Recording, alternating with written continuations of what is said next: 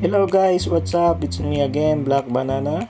And today's video, maglalaro tayo ng Souls RNG.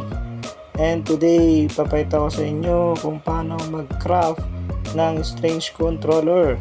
Itong strange controller guys ay importante ito para ma-change yung weather every 20 minutes. Kasi ang weather guys, may quest tayo niyan. So, makakatulong din yan guys para mabilis patapos yung quest natin. And then, ipapakita ko sa inyo guys kung anong itsura ng mga kailangan natin. Tulad nito, Windy Essence sa windy weather guys.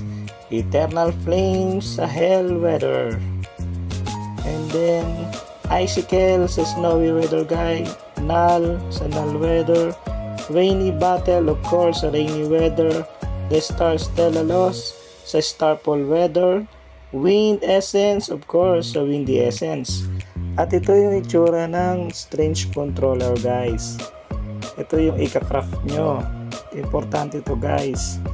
Pero isang tip lang guys, kung sakaling meron kayong quest na mag-change ng weather, kailangan nyo ng mga kunwari sa hell weather, mga null weather.